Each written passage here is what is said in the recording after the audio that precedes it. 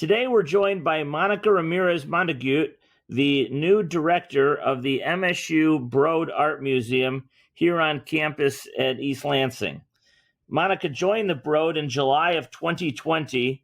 Before coming to East Lansing, she directed the Newcomb Art Museum at Tulane University in New Orleans for 6 years, creating socially engaged exhibitions such as Persister, Voices of Incarcerated Women, and featured photographer Latoya Rubb Frazier's project, Flint is Family, addressing environmental justice.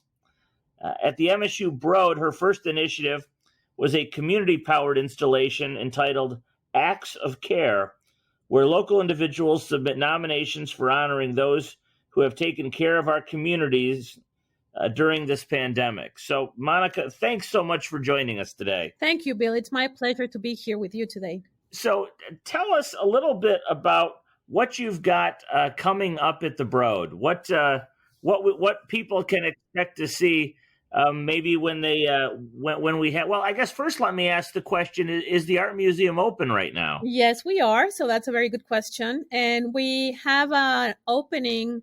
We are open to the public right now. We open on September 1st with advised capacity that's been instructed to public venues. So we comply with all the guidelines set forth by the campus and the governor and so forth. But what has been on view has been a fabulous exhibition of the work of our students. The Masters in Fine Arts students have an exhibition right now at the museum, and that's on the lower floor. And on the second floor, we will open on November 7th an exhibition on the car culture, particular to our Michigan area. How does a car culture shape our minds, our cities, our ideals as Americans, and how some of those ideals maybe have not played out as well for a lot of folks. So we're celebrating, but we're also taking a critical look into the car culture of the United States, and in particular, telling the stories of a lot of folks here in our East Lansing, Michigan area. That sounds really fascinating, and certainly appropriate for a museum in mid Michigan. And as a museum on a college campus and on ours here in East Lansing, what are the unique roles that the Broad Art Museum has because it's part of Michigan State? Right. Well, it's a tremendous asset to be linked and nested in such a prominent and respected university as Michigan State University. What a university museum has that few other museums, independent museums have, is that we can actually go and chat with experts in any single field out there and have them kind of contribute with their expertise to the art exhibitions. So we can leverage that faculty expertise in many occasions to help us give context to some of the art that we have on view. So let me give you an example. The car culture exhibition that it's called Interstates of the Mind, about the car culture, actually has featured some research from some MSU faculty members. One of that research is a program developed several years ago by the Julian Zamora Research Institute that interviewed some of the Latino, Chicanx, Latinx automobile workers in the automobile industry, and they were able to tell their own stories through these oral histories. And we have those. We have the story of the Latino workers told in the museum. And by the same token, we have, for example, Professor John Ierny Flesner, who teaches urban renewal in Lansing. He and his students did a project on the construction of Highway 496 from 1963 to 1970. And they kind of identified the impact that had, like the building that highway actually destroyed a traditional African-American neighborhood there. And they're kind of looking at the effects of that fragmentation of a whole community through the construction of a highway and so forth. So being in a university museum, we're able to call onto the willingness and the expertise of many faculty members from many diverse disciplines to help us provide some of that informal education, but that is simultaneously very real education into this art context, right? And art museums, they're a lot of fun, I think, which is why I work in one.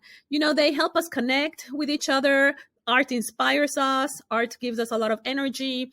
It also stimulates our senses and our intellect. So I think a lot of faculty members also enjoy this collaboration with the museum and seeing their work framed inside an art venue instead of a classroom, I guess must be fun for them as well. So it's really the perfect universal kind of stage where we can really bring a lot of partners, not only on the campus, but off campus, to help us tell the stories of each other and of ourselves. Ultimately, what we learn in an art museum, we learn a lot about ourselves, and we learn a lot about the communities that we live in. And faculty certainly contribute to that.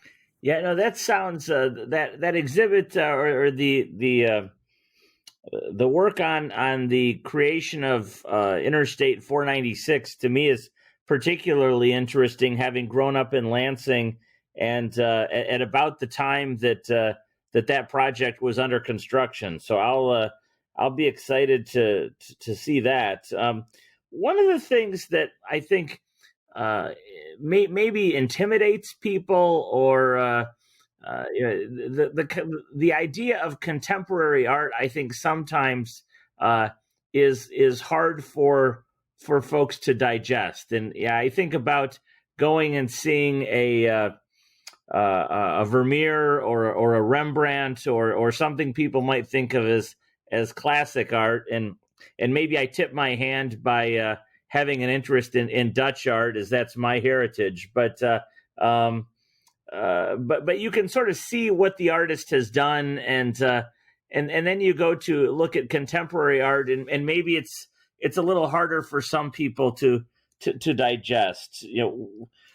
How do you work through that with people and help them understand what they're looking at and what it might mean? Thank you, Bill. I do agree with you. Sometimes contemporary art may seem that we really don't understand what we're looking at unless we are art historians or art experts. So I certainly understand that. And that certainly happens to me sometimes when I walk into gallery spaces that have no signage, no labels, no explanations, right? That a lot is expected of me. So that is part of contemporary art. A lot of it is expected of the visitor. There's expected more participation, and it's like going to a theater piece where someone, or a concert where the audience is expected to clap and to participate. A little bit of that happens in contemporary art museums. But ultimately, I do think that us museums of contemporary art need to do a better job at explaining the art on view, because I do think it's not easy. And it is not easy because contemporary artists are always trying to create something that has just never existed before. So how do you do that, right? How do you invent something that nobody has ever seen, nobody has even imagined, and you create a visual culture object out of that?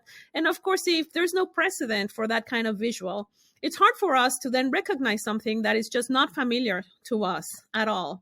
And so it has this double take. It was like, I really don't understand what I'm seeing, which is very much sometimes the point is for us to become alert again, for us to elicit our senses, to try to reorient ourselves. So that a lot plays in contemporary art. But I also think that while that might be an exciting experience for many would desire to have a point of access, like, just tell me what this means so I then can have, I can have a more deep experience. And so I make the parallel to learning a new language, right? When an artist creates something so new that we just don't have tools to recognize it or to understand it, I would say is as if I were trying to look at some, Greek hieroglyphics or another language that I've never learned, right? It does take, and it's another language. So it takes an effort. It takes an effort from me to be willing to learn that new language, but it also takes an effort to whoever is exhibiting that art, to give me some tools. Tell me a little bit more on how to decipher, these signs and these symbols and these metaphors so that I can then go ahead and continue my exploration. So I do think that, hopefully the folks that are listening will come to the museum and will find diverse points of access to the contemporary art. I think it defeats the purpose if someone walks into our museum and they leave feeling like they didn't understand. So it's a job of the museum to start providing those points of access and explaining, well, this is an experimentation with a new material, or this is an image that came from abstracting, a molecule. I think you're having a conversation with a free lab, these days. So they're dealing more or less with the same issue. They're discovering materials and forms and aspects that have never been seen before. So how do you recognize something new? It's exciting, but we need to do a really good job at the museum of explaining, why is what you're looking at important? What are you looking at? And if not, what are the intentions behind the artist? And then, just share that with you so that you have a good standing ground to start. And then, explore your own creativity and your own association of ideas and things like that. One of my favorite parts of our art museum is the building itself. And as a person who really enjoys modern architecture and it was just thrilling to be able to have a competition for the museum and to have the selection committee select Zaha Hadid as the architect. What has it been like for you coming to this museum where you're working on different exhibitions and ways to use the space, but the space itself is a piece of art? I think I got a little bit of training in my early career at the Guggenheim Museum. That is also a very iconic architecture building where the building is not a backdrop to the art you're hanging on the walls. In the case of the Guggenheim, you cannot even hang a painting on the walls because they're curved and they're inclined, and they have an inclination to them. But I think that the complexity of the building and the added layer of creativity of the built environment where art is being displayed really adds to the experience, not only of the visitor, but of the whole environment. They are buildings that you have to get to know the building a little bit and play this little dance. It's like dancing tango to a certain degree.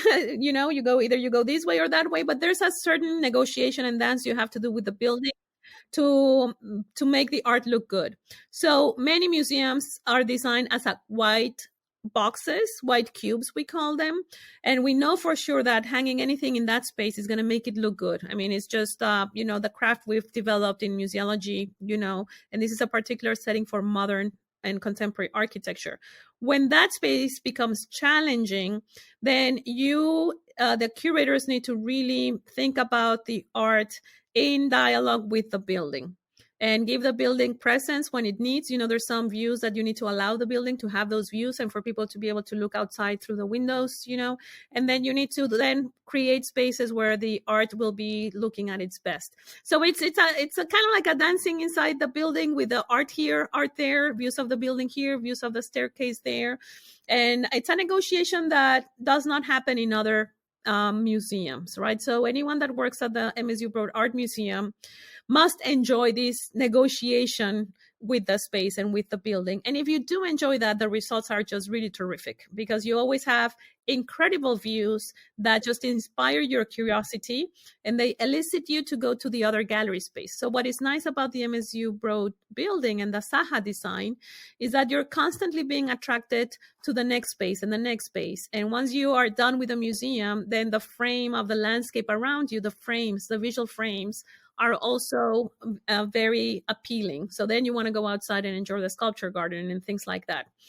So that's something that you need to understand when you work with the building. Well, I like the way you phrase that, a negotiation with the building. That's really a beautiful phrase. And I certainly can imagine that's what has to take place. And having spent some time at the Guggenheim, I enjoy the museum because you can take the elevator up and then it's a nice sort of walk downhill, looking at whatever the current exhibition is. But that's another building where there really is a negotiation with the space there, and I suppose that there are exhibits that are well suited and then exhibits that probably aren't well suited depending on the interior space available. Correct. You're absolutely correct. And I think that in the case of the Guggenheim, as you go down the ramp, you also see people interacting with art. It's a kind of spectacle of people looking at art and the arts, in this spiral. And I would say that at the MSU Broad, we have that also, but I would say that the spectacle is more between indoors and outdoors. We have so many beautiful windows that frame the terrific outdoors of our campus that I would say that the building actually is enticing people to to go outside while they're looking at terrific art. And I would say that that's a spectacle. It's a spectacle of attention between the indoors and the outdoors. And it's just really terrific as an experience to go see art and feel like you're indoors and outdoors at the same time.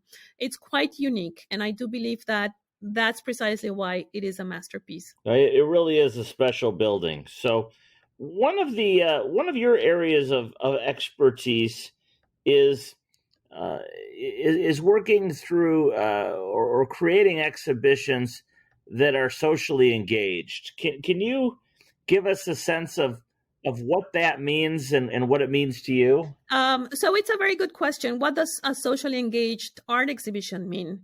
It does follow a new contemporary art branch of making art, where artists are actually, their primordial material for making art, may not be paint or may not be a block of marble, maybe the experience of their communities, maybe the obstacles of their communities, and that's what they want to explore.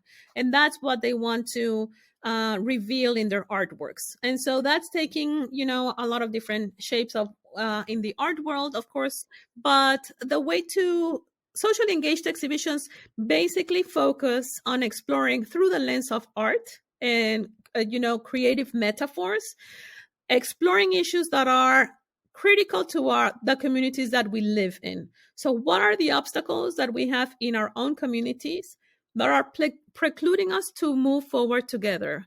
And can we tell the story of that obstacle through the lived experience of people that are going through those?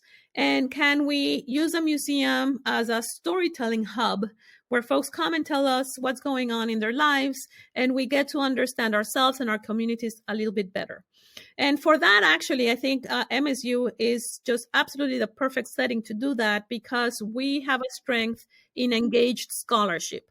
We have a strength in working with our communities, learning from our communities, their lived experience, expertise, and then, helping all of us access that knowledge to then discuss in an academic scholarly setting. So, for example, the exhibition that I did at Tulane that will be coming to the MSU Broad Art Museum a year from now with a museum staff, the exhibition was created in Louisiana, which is considered the prison capital of the world. It incarcerates more people than any other state in the United States, and the United States incarcerates more of its own citizens than any other developed country in the world. So we just wanted to know why our community was so impacted. 1 in every 75 individuals in Louisiana have had an encounter with the justice system. So we interviewed 30 formerly incarcerated women, and we gave those interviews to 30 local artists that then learned about the interviews, and then they went, in most occasions, to meet with the woman that we had given the interview. The women now call themselves persisters. And so these pairings of a persister, as in a formerly incarcerated woman, and the artist together, they made artworks together, and those artworks are what is on view in the exhibition, and they tell the story of the women. Many of the stories that they tell are stories about motherhood. Some 80% of the women in the prison system are mothers, right? So they were telling us the challenges of being a mother inside the prison system, and some of the artworks, just tell that story, or tell some stories of resilience, tell some stories of success. They also tell some stories about the challenges of reentry. And it's just through those exhibitions, what we do is we get to learn about communities that we may not have in our immediate environment, or that may remain underserved, and in some cases invisible, like incarcerated women. It's a community that we don't have a lot of access to. And we were wondering, who are these women in the prison system and what are they going through? And so that's what the exhibition let us know, that a lot of these women are mothers. A lot of these women at their encounter with the justice system are victims themselves of other issues. And it just helps us understand the obstacles that we may have in order to be able to move forward together.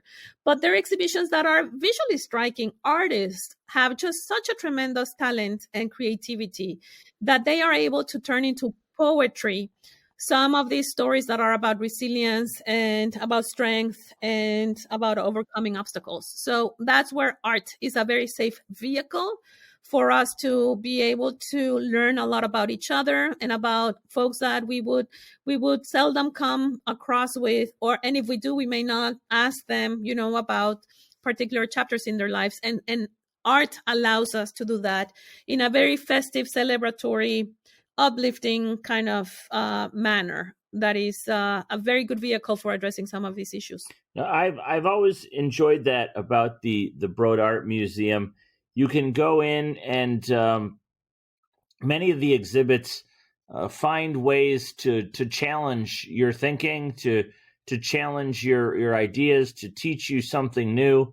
You may agree, you may disagree, but I rarely walk out of the museum when I'm not forced to think about something perhaps a little differently than I had walking in the doors. And I think that that really enriches our, whether you agree or disagree or with the artist's perspective, that really enriches our community and enriches us as individuals to push our thinking and challenge us to see things in new and unique ways. And so from my perspective, the Broad Art Museum has really been enriching for many reasons, but that in particular. One of the things that I was kind of stunned to think about was that the art museum, which to many of us seems like it opened yesterday, will be celebrating its 10th anniversary in only a couple of years. And I do remember like it was yesterday, our grand opening and the opening exhibition and some of the really cool, innovative, cutting edge things that were done as part of that opening exhibition. And of course, the great fun it was to have Mr. and Mrs. Broad on campus for that celebration, and Zaha Hadid, who sadly has since passed away. But have you begun thinking at all about what you might do for the 10th anniversary in a couple of years? Yes, Bill, thank you. And, time flies, right? I think that for many of you that were on campus when the museum opened, it is a shock to see that it's already 8 years, but it will be 10. And I think that one way to give a visibility to that, we may be throwing a party for 10-year-olds at the museum, on the day of the opening, so that we see how much time has, passed physically in other persons. But right, that way we're like, okay, this is what 10 years look like. But yes, we have. I think it will be important to celebrate the building again and share those stories that gave shape to this building, that similarly to contemporary art, there is a lot of reasons why the building has the shape it does, while the building has the finishes on the facade that it has, the height on one side that then goes up and meets the height of the buildings next to it on the other side. I mean, if you get to learn the ideas that gave shape to the building, it is very clear what's happening. You will have a full understanding. It's a building that tells a story very clearly. It's just like people need to tell us the chapters, which is the job of the museum. So I think it behooves us to do an homage to Zaha Hadid, to have those stories that we want them to be part of our popular imaginary in East Lansing. We want everyone to understand why the building has that shape and to celebrate the building after 10 years and see where we are, And I know that some folks call it the shark. Well, maybe it's very accurate, but maybe we can, through this exhibition, find other metaphors that go a little bit more in depth into what Zaha saw in our campus landscape, in the culture of our Lansing area, that then she tried to materialize in the building. So the idea is that we actually explain the building to all audiences from all backgrounds. So one of the ideas is to have a coloring book on the building explaining the story. You know, it starts short on one side because there were trees on this side of the building, and it then goes up higher on the other side because the taller buildings are on that side. So it kind of, you know, dialogues with the scales of the immediate surrounding.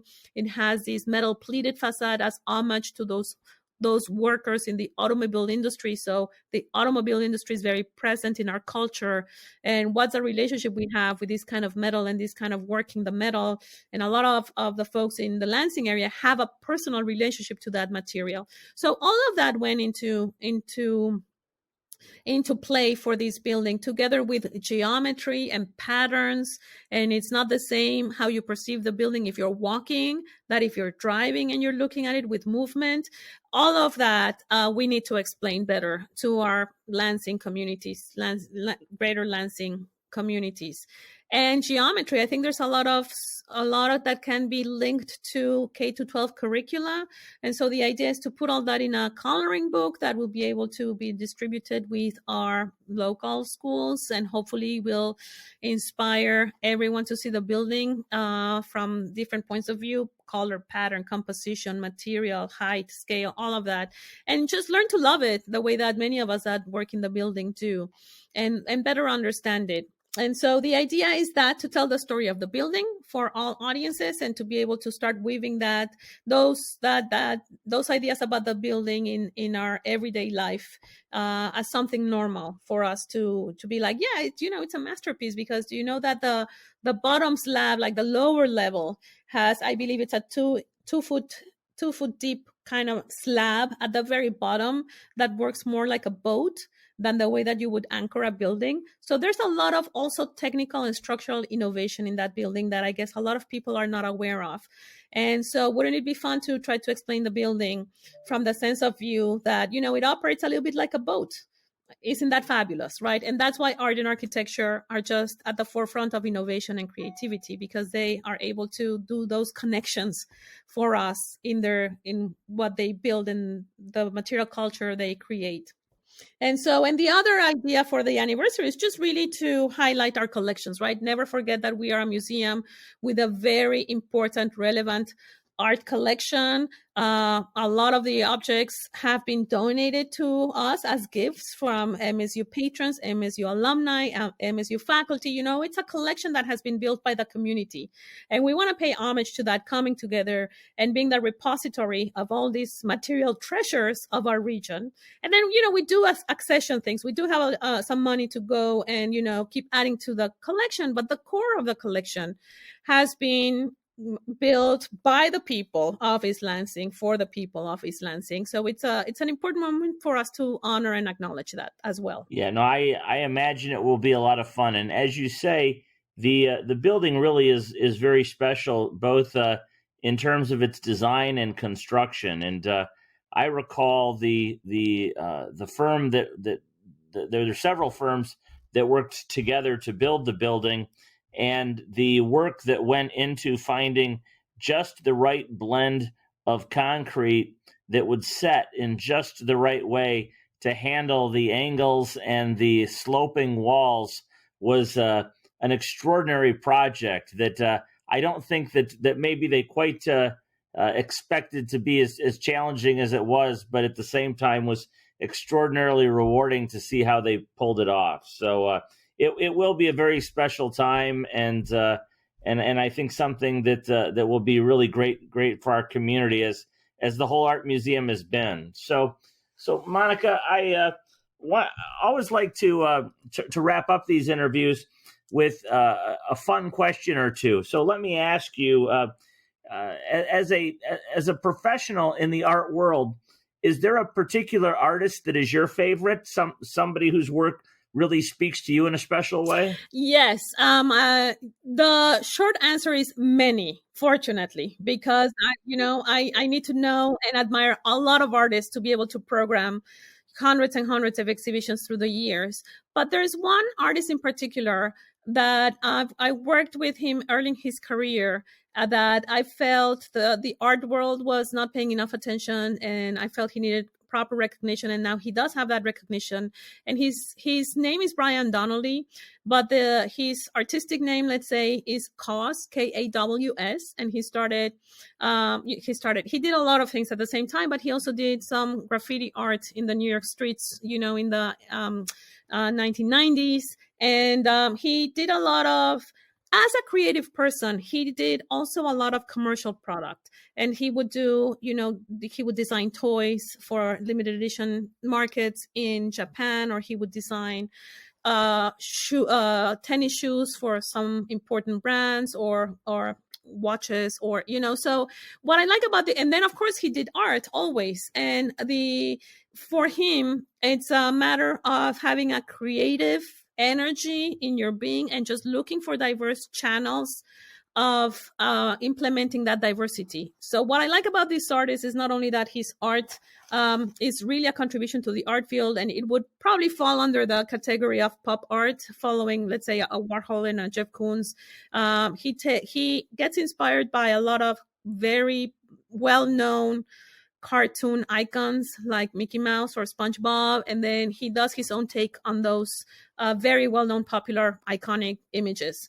And so, but at the same time, he has all these other ways of expressing his creativity, and some of those have become actual businesses. And I like him as the work that he does. I like that it represents, I believe, that the artists of the 21st century, where you have a creative power, energy, and you actually work across disciplines, where one discipline or one channel of creation inspires the other one, and that you should not, get so focused on one way of doing things that you're missing your opportunity on communicating through your creativity with folks that want to access that creativity through other channels. It can be a fashion design, it can be printing, it can be murals on the street, it can be T-shirts. He had a lot of T-shirts that he would launch limited edition. So that's an artist that I think it's incredibly interesting for our times.